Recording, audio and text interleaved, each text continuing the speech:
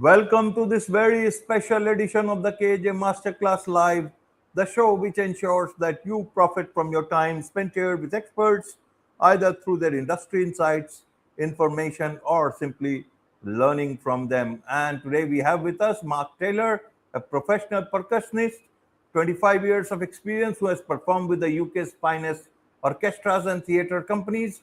We'll learn about his journey as a father of three and a workshop leader, igniting curiosity in young people across the UK. We also explore with him what teachers need to remember, the future of education inside and outside the classroom, and why, when children find what they love, learning becomes a pathway to their dreams. Welcome to the show, Mark. AJ, thank you so much for having me. I really appreciate the chance to share these really important conversations and insights for children. You are welcome. Welcome to the show, Mark. Welcome to India in this online form. And I'm sure not just in India, but a lot of people, a lot of children across the globe will benefit from what we are going to talk right now. We'll talk about creative learning, we'll talk about curiosity and education and much more. But before that, let's talk a bit about your journey, your background, so that the audience knows who they are listening to. Fantastic. Yes, so I've been a professional percussionist, timpanist, drum kit player since the mid-90s. Went to music college in London.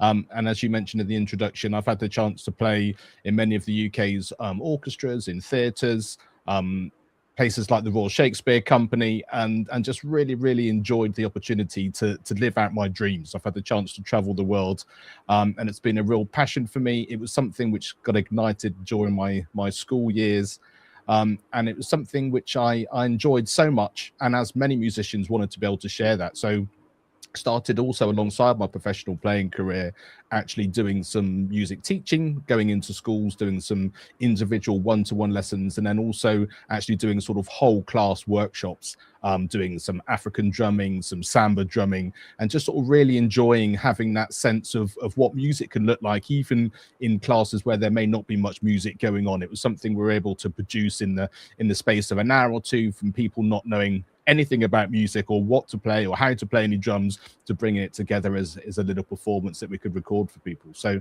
I really loved that. It was such a great thing to be able to do. And then the thing that really struck me was the fact, because I was going around lots of different schools doing these workshops, I sort of had this sort of common theme. Every break time you'd be in a staff room and there'd be a member of staff sort of metaphorically banging their head against a brick wall saying, look, I got into this to really help children, to support children. And all I'm doing is either, certainly here in the UK, sort of box ticking, having to do the things I'm told. I don't quite have the trust from maybe people above me to be able to do things in my way. And I was just thinking, that's such a shame, because in a previous school, in a previous week, I might have been seeing some really fantastic work going on. I might have come across a charity that was funding a great project. And I thought, actually, maybe if that teacher that was really struggling in that staff room could hear a different conversation, a different idea of what is possible out there in the world, then maybe that'd be supportive. And that's where my podcast, The Education on Fire, came to fruition back in 2016. It was just one of those things where all the stars had lined. I started listening to people talking about creating a podcast. I think the musician in me, the performer in me, really enjoyed the idea of sort of being on a microphone, and so all those things came together, and I was able to sort of share some of those passions, some of that curiosity, some of that creativity that I was able to have as part of my life, and how I was maybe able to bring that into different schools and give teachers that kind of support they might need to take that next step and feel like they've got some control of their classroom or their school. Wonderful, wonderful, Mark. So, for the benefit of my audience, how should they understand, what is it that you are trying to say with what you are saying, with what you are doing, and talking also about classrooms? So I think part of it is that the only reason I started doing music was because as I went to secondary school here in the UK, that sort of age 11, 12, as you go to that sort of secondary part of education, you have to do your maths and your English and humanities and all those different subjects. But you had to learn a musical instrument. I was very lucky that I had two young music teachers and a very supportive head teacher of that school who wanted to support teacher. And they actually funded a whole music program where everybody in the school in that particular year group was given the opportunity to be able to learn an instrument. And our music lessons were everyone coming together to be able to then perform. And that felt very different to me. It was because there was something connected with me in the performance element. I loved the idea of practicing. I loved the idea of working on something and getting better. And after the end of that year, they then subsidized the music lessons going forward for those people that wanted to do it. And there were a handful of us who then did that. But I think the real takeaway for me was music is what speaks to me. It's the thing that took me into my life. But one thing we know is that children can only aspire to what they know exists. And so giving students and young people the chance to experience lots of different things in life, whether it's trips, whether it's music, whether it's sport, whether it's going to a foreign country, whatever is possible, once they know what's out there, what's actually possible in the world, and something that really ignites their passion, so they want to get up in the morning and learn more about that rather than just having to go to school. I've just done a series with Professor Dr. Gay Grouse, and he asked many children, why do you go to school? And something like 80% of it, people just turn around and say, because I have to. And that's the real sad thing. And I think if we can just ignite that passion and just say, what is it that you want to learn? How do you want to learn it?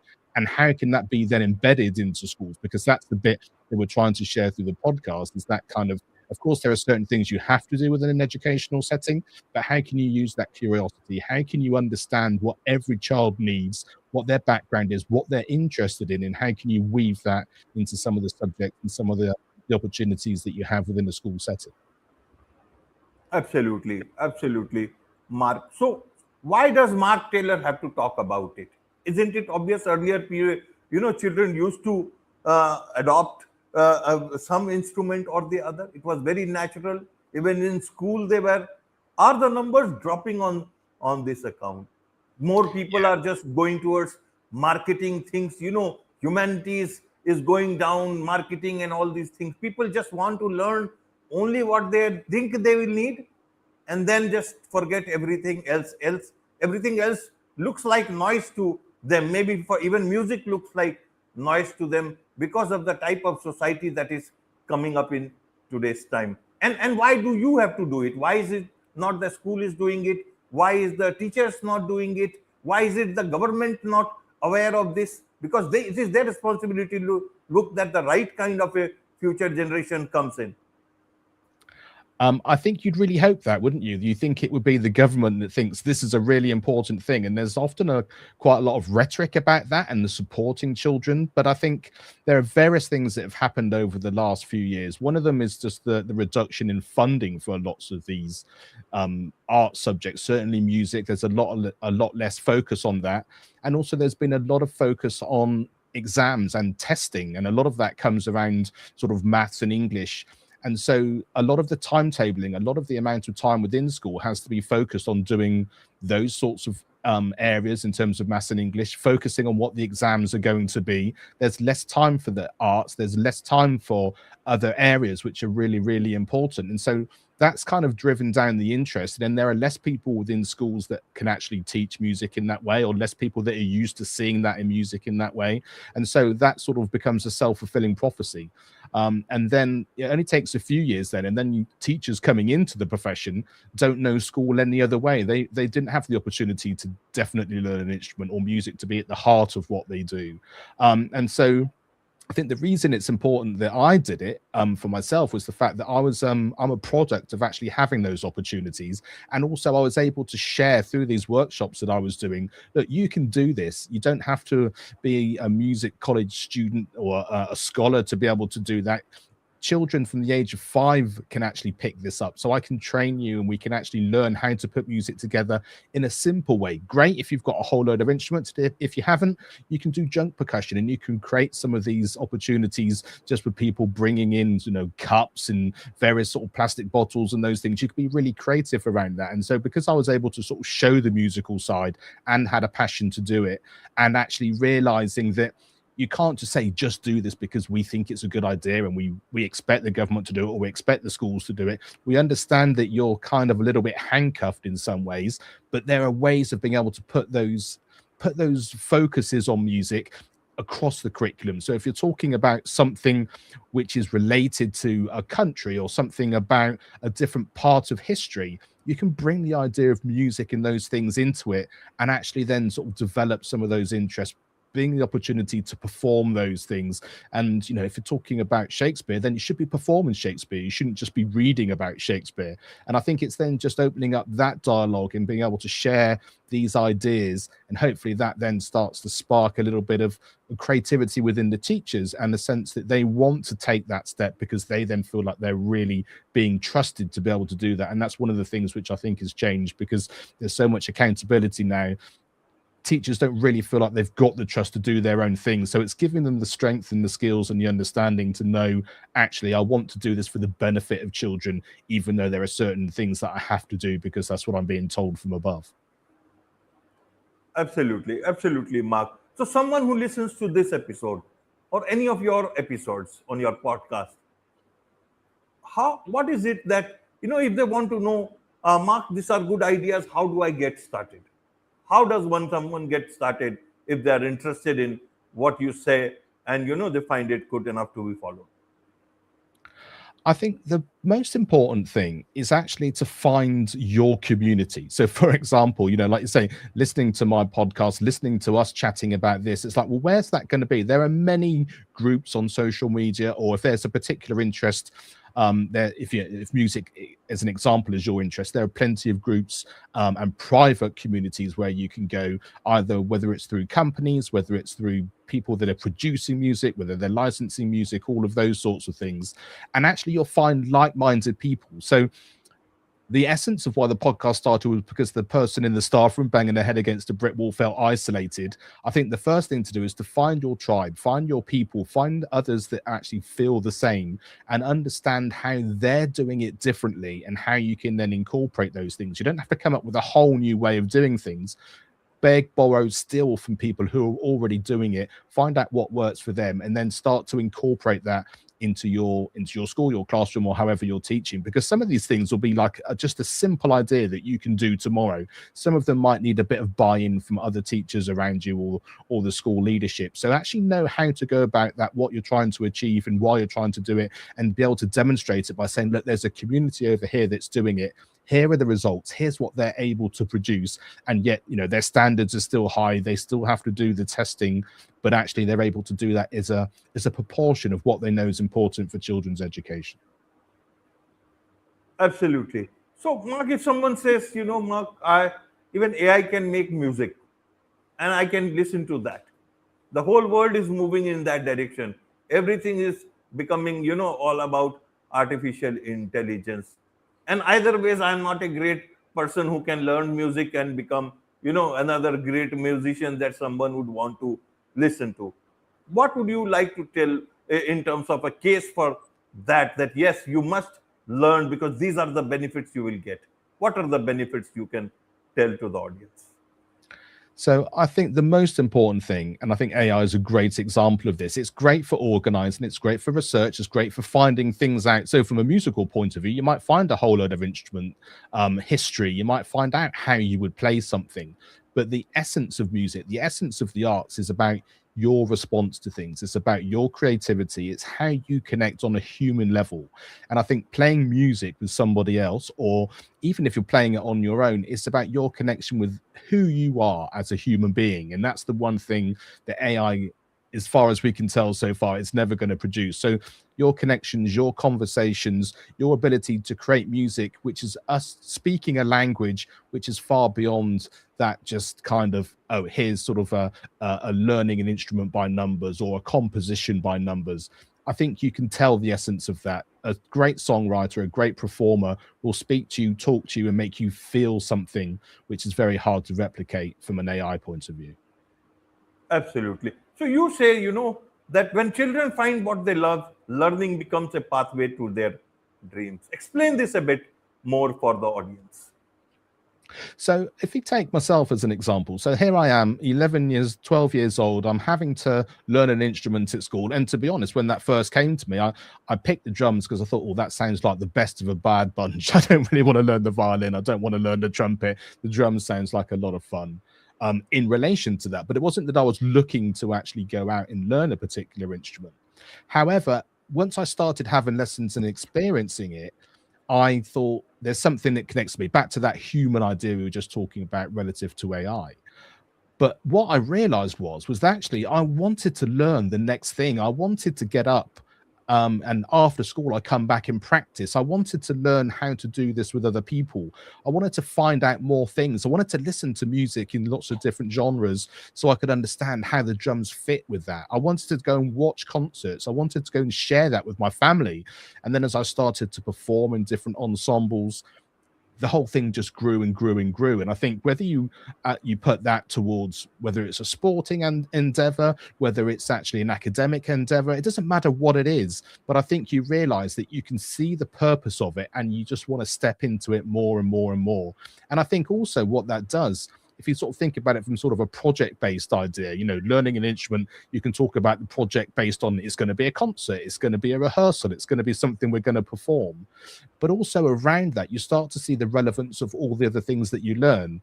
You know, as a musician myself, you know, numbers are important. I spend a lot of time sometimes putting budgets together when we're going to perform something in a theater. They need to know how much the orchestra is going to cost, what sort of rates they're going to be on. You might be doing the promotion, so you might want to do some kind of video or some way of being able to do that. You're creating a poster, you're trying to do the marketing because you want people to come and watch those things. But all of those things which maybe weren't your first love, because the performing was my first love, become really relevant, and you see how that can really work for you. So all those other subjects, all the other things that you learn, you can see how they fit into something which you're passionate about, what you want to spend your time doing. And then I think you can see your future developing, because you can only ever sort of see the next step to take and the next sort of place to put your foot, but you kind of feel like it's opening up for you rather than feeling like a heavy thing that, as I said, 80% of people just go into school because they have to. It's that kind of, no, I want to get up, I want to have my music lesson, I want to go there on a Saturday morning and be part of this group and share the opportunities that I can see in front of me. Right, right, Mark. So, how do you see this whole future of creativity amongst children panning out? Because more and more children are, learning also out of external platforms like YouTube and many more. Education is also becoming costlier.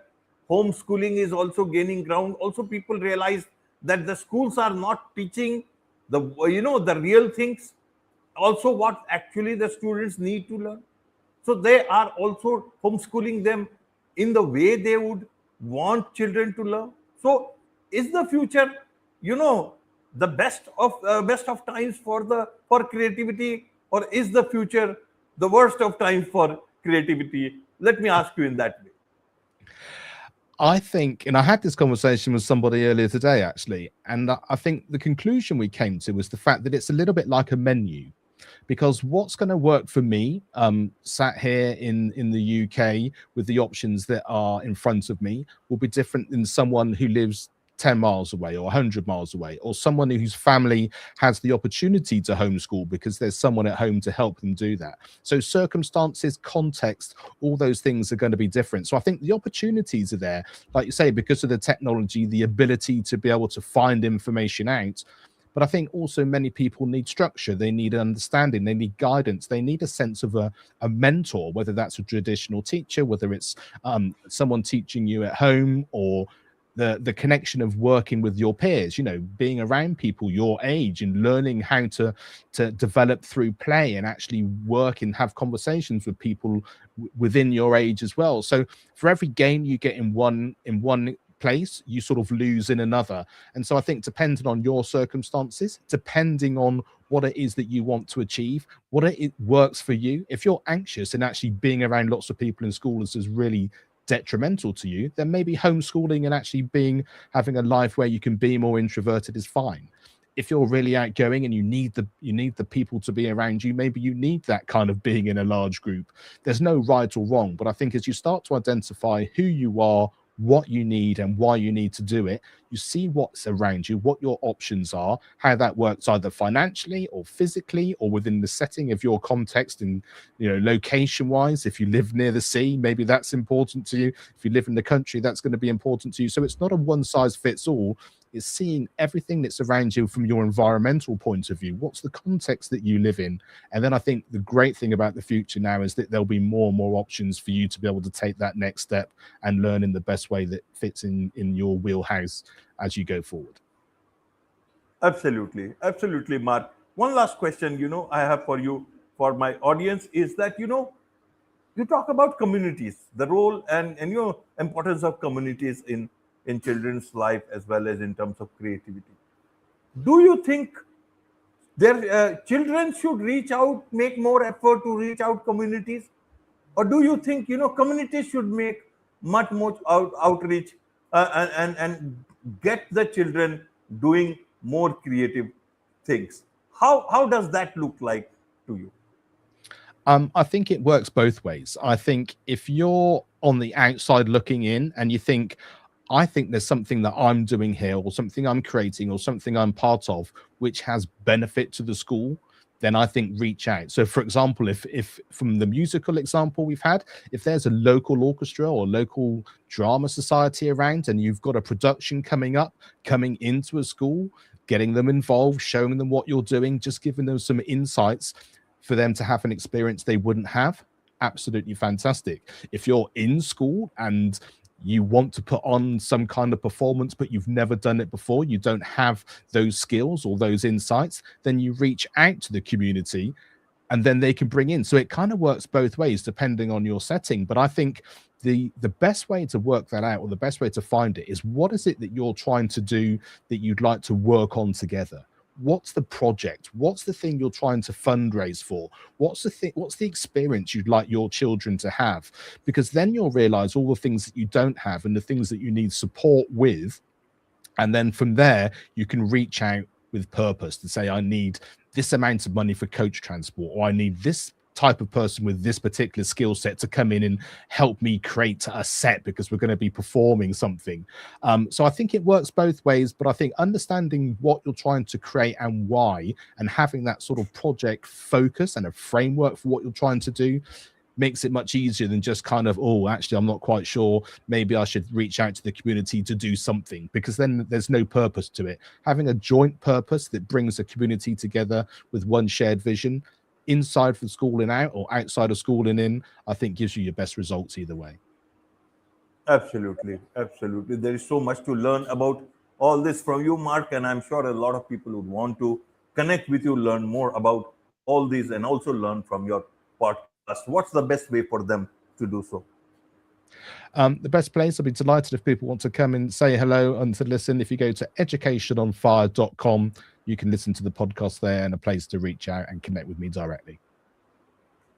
Wonderful. With this, it's a wrap on this very special edition of the KAJ Masterclass Live. Thank you so much indeed for joining us. Thank you.